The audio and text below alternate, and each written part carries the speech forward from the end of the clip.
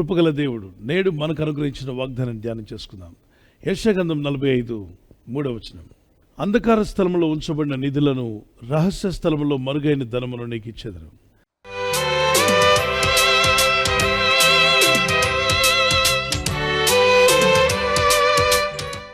అంధకార స్థలంలో ఉంచబడిన నిధులు నేను నీకు ఇస్తాను అంటే అది అందరికీ అందుబాటులో ఉన్నది కాదు. ఈ లోకంలో ఉన్న జ్ఞానులకి అది అంధకారంలో ఉంది కనుక వారు కనుక్కోలేకపోయారు. సైంటిస్టులకు కూడా దొరకనటువంటిది ఏంటిది? సైంటిస్టులకు దొరకంది, జ్ఞానులకు దొరకనిది, ఈ లోకంలో మనుషులు ఎవరికి అందుబాటులో లేనటువంటి కనబడకుండా ఉన్నటువంటి ఒక నిధిని దేవుడు తన ప్రజలకు ఇస్తా అంటున్నాడు. అందులో ఒకటి ఆల్రెడీ మనకిచ్చాడు, అది గొప్ప రక్షణ భాగ్యం. ఈ రక్షణ అనేటువంటిది అనేక మందికి తెలియట్లా. దీనిలో ఉన్న రక్షణానందం కానీ, ఈ రక్షణ పొందినప్పుడు మనిషి కలిగే మార్పు కానీ, ఈ ఆత్మీయాత్రలో పరలోకం చేరేంత వరకు, పరలోకం చేరిన తర్వాత దేవుడు మానవుల కొరకు ఏర్పాటు చేసిన ఇవన్నీ మానవ దృష్టికి కనబట్టలేదు. వాళ్ళందరికీ అంధకారంలో ఉన్నట్టుగానే ఉన్నాయి. ఒకప్పుడు ఎడారిలో బతికే వాళ్ళకి ఆ ఎడారి మైదానం కింద ఆయిల్ ఉందన్న సంగతి తెలియదు. ఆ ఆయిల్ వారు పైకి తీసుకురాగలిగితే హ్యాపీగా బ్రతకగలరన్న విషయం వారికి తెలియదు. ఎన్నో ఏళ్ళగా, ఎన్నో తరాలుగా ఎర్రని ఇసుక మీద బతికారు. తినడానికి సరిగా ఆహారం లేదు, చాలా ఇబ్బంది పడుతూ బ్రతికారు. కానీ వాళ్ళ కాళ్ళ కిందే అంధకార స్థలంలో ఆయిల్ బావులు దాచి ఉంచాడన్న సంగతి వారికి తెలియదు. తర్వాత కాలంలో అవి బయటపడ్డాయి. బీద దేశాలు, దరిద్రం కొట్టుకుని ఉన్న వాళ్ళందరూ కూడా ధనవంతులు అయిపోయారు. అంతేకాకుండా ఓ ప్రాంతానికి వెళ్తే, కాలిఫోర్నియా ప్రాంతంలో ఒకప్పుడు అదంతా కూడా భూభాగంగా ఉండేది, కానీ దాని కింద బంగారం ఉందని ఎవరు కనుక్కోలేదు.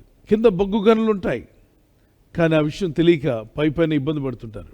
ఈ లోకంలో ప్రజలు దేని కొరకో ప్రాకులాడుతున్నారు, కానీ ఆత్మరక్షణ అనేటువంటి విలువైనది దేవునితో భయభక్తి గల వారికి దేవుడు ఉచితంగా దయచేస్తున్నాడు.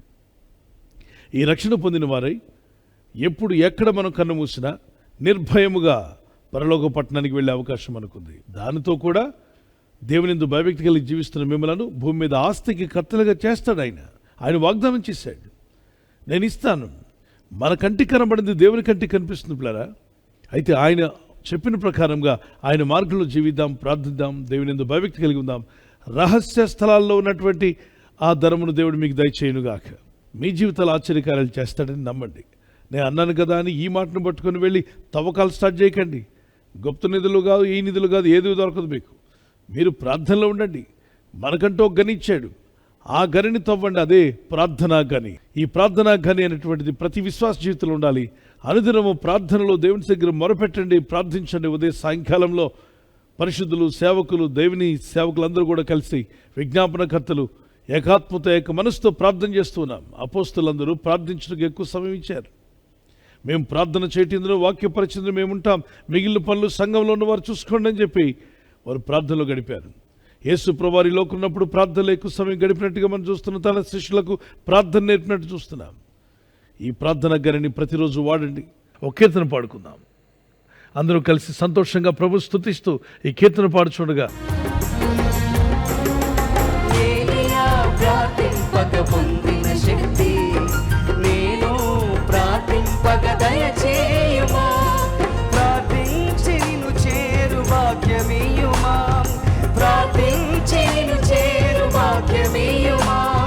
నిరంతరం ప్రార్థింపకృపనీయుమా, నిరంతరం ప్రార్థింపకృపనీయుమా. ప్రార్థన శక్తి నాకు కావాలయా, నీ పరలోక అభిషేకం కావాలయా. ప్రార్థన శక్తి నాకు కావాలయా, నీ పరలోక అభిషేకం కావాలయా. ప్రార్థించుట్లో విసిగిపోవద్దు, ఎడతెగక ప్రార్థించమని 1 తెస్సలోనిక 5:16-18 వరకు, లూకాసు సువార్త 18:1-9 యేసు ప్రభువారు స్వయంగా చెప్పిన మాట, విసుగకుండా ప్రార్థించమని. ఇక్కడ ఒక ఇద్దరు కనిపిస్తున్నారు. మీరు గనిని తవ్వడం అయితే తవ్వడానికి ఇద్దరు వెళ్ళారు, ఆసక్తిగా తవ్వారు. కొంత దూరం తవ్విన తర్వాత విసిగిపోయి, ఇక నా వల్ల కాదులే, ఏమీ దొరకట్లేదు, నా ప్రయత్నాలన్నీ సఫలం కావట్లేదు, విఫలమైపోతున్నాయి, అటువంటిప్పుడు నేను ఎందుకు తవ్వాలని నిరుత్సాహంతో వెనుతిరిగాడు.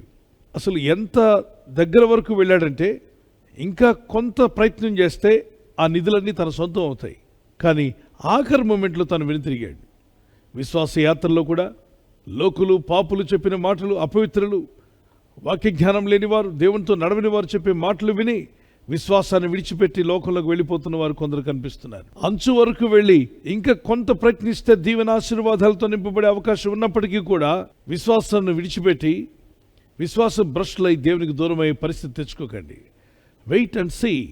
దేవుని కొరకు ఎదురు చూడండి, ప్రార్థించండి, ప్రయత్నించండి. ప్రార్థన, ప్రయత్నం రెండు కూడా ఉండాలి. ఈ రెండు జరుగుతున్నప్పుడు ఖచ్చితంగా మేలు చూస్తారు. ప్రార్థన అనేది ఊరికే అది ఇది సంపాదించుకోవడానికి కాదు, దేవునితో సహవాసం. దేవునితో మన బంధము తండ్రి కుమారుల బంధము. కుమార్తెగా, కుమారుడుగా తండ్రితో మాట్లాడుతూనే ఉండాలి. ఆయన ఏమిచ్చినా ఇవ్వకపోయినా ఆలస్యమైనా ఇస్తాడు. ప్రతి తండ్రి తన బిడ్డకి ఇస్తాడు. ఏ టైంలో ఇవ్వాలో ఆయనకి బాగా తెలుసు. ప్రార్థిస్తూనే వెళ్ళండి. అంధకార స్థలంలో ఉన్న నిధులను, రహస్య స్థలంలో దాచబడిన ధనమును ప్రభు మీకు ధారాళంగా దయచేయునుగాక. నేను నమ్ముచున్నాను ఈ వాగ్దానాన్ని అన్నవారు చేయగలరా? Let's pray. ప్రార్థన చేసుకుందాం. పరిశుద్ధమైన మా ప్రియ తండ్రి, నీ యందు విశ్వాసంతో ప్రార్థిస్తున్న ప్రతి కుటుంబాన్ని, ప్రతి ఇంటిని, ప్రతి వ్యక్తిని దర్శించిన ఆయన, నీ దాసులను, నీ దాసులను, ప్రార్థనాపరులను, విజ్ఞాపనకర్తలను, ప్రతిరోజు ఈ ప్రార్థనలో వాగ్దానం పట్టుకుని ప్రార్థిస్తున్న నీ కుమారులు, కుమార్తెలను దీవించండి, బలపరచండి. అవును తండ్రి, అంధకార స్థలంలో నిధులను ఇస్తా అన్నావు, రహస్య స్థలంలో దాచబడిన ధనముని ఇస్తా అన్నావు. నీ ప్రజలకు దాచబడిన ఉద్యోగాలు రిలీజ్ చేయండి. నూతన ఐడియాలు వీరికి దయచేయండి. నూతన ఆలోచనలు వీరికి దయచేయండి.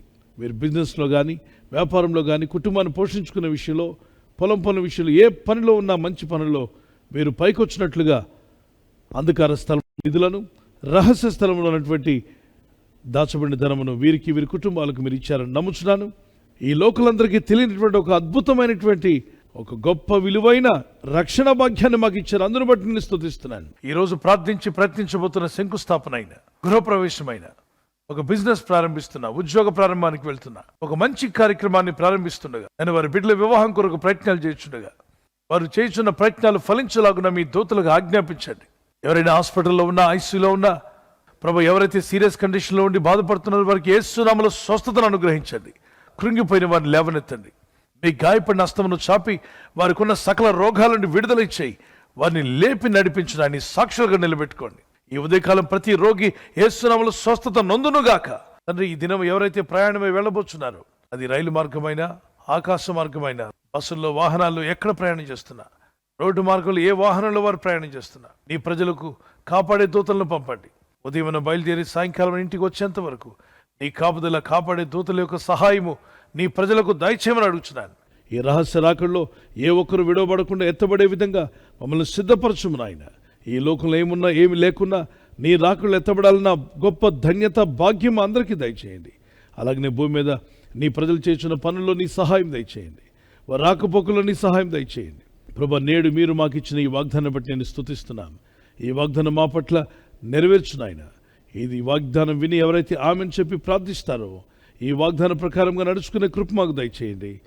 ఒక దినమున మీరు మమ్మల్ని హెచ్చించబోతున్నారు, ఆస్వాదించబోతున్నారు. ఆ దీవెనలు ఈ యొక్క వాగ్దానం విని ప్రార్థించే ప్రతి ఒక్కరికి మీరు దయచేస్తున్నారని నమ్ముచు, క్రీస్తు యేసునందు వేరుపారి నీ రాకడికి సిద్ధపడే కృప వీరందరికీ దయచేయమని నజరేయుడైన యేసు క్రీస్తు పరిశుద్ధ నామములో అడిగి వేడుకుంటున్నాను నా పరలోకపు తండ్రి. ఆమేన్, ఆమేన్. God bless you. God bless you brother. Birthday జరుపుకునే వరకు happy birthday to you. Many more returns of the day. God bless you. మీకు వాగ్దానం 1 పేతురు 3:9 ఆశీర్వాదమునకు వారసులగుటకు మీరు పిలువబడితిరి. మనం పిలువబడింది ఆశీర్వాదానికి కారకులగడానికి. ప్రార్థించండి ఈ వాగ్దానం పట్టుకొని. May the lord bless you. Blessed happy new year to you. మరి ఎవరైతే యానివర్సరీ జరుపుకుంటారో మీ అందరికీ వాగ్దానం ద్వితీయోపదేశకాండం 31:8 నీ ముందర నడుచువాడు యెహోవా, ఆయన నీకు తోడయుడును, ఆయన నిన్ను విడువడు, నిన్ను ఎడబాయుడు. భార్య భర్తలుగా మీ ఇద్దరు ఈ వాగ్దానం పట్టుకొని ప్రార్థన చేయండి. Happy wedding anniversary. Many more returns of the day. God bless you. ప్రభు మిమ్మల్ని ఈ వాగ్దానంతో బలపరచునుగాక. భార్య భర్తకు లోబడాలి, భర్త భార్యను ప్రేమించాలన్న ఈ ఆజ్ఞలకు విధేయులైతే మీ ఇల్లు అద్భుతంగా ఉంటుంది, కుటుంబం సమాధానంగా ఉంటుంది. దేవుని చిత్తం నెరవేర్చే కుటుంబంగా మీ ఇల్లు ఉండునుగాక. God bless you. ఈ ఛానల్ ను మీరు సబ్స్క్రైబ్ చేసుకోవడం వలన 2 పనులు జరుగుతున్నాయి. ఒకటి, సువార్త జరుగుతున్నది, ఆత్మలు రక్షించబడుతున్నాయి. రెండవది, పేదలకు, అనాథలకు ఈ ఛానల్ ద్వారా సహకారం అందించడం జరుగుతుంది. మనం సబ్స్క్రైబ్ చేసుకోవడం వలన అందరికీ సహాయం చేసిన వారమవుతున్నాం. ఖచ్చితంగా ఈ యూట్యూబ్ ఛానల్ ను సబ్స్క్రైబ్ చేసుకొని బెల్ బటన్ ను క్లిక్ చేయండి. మీకు వెంటనే మెసేజెస్ పంపబడతాయి.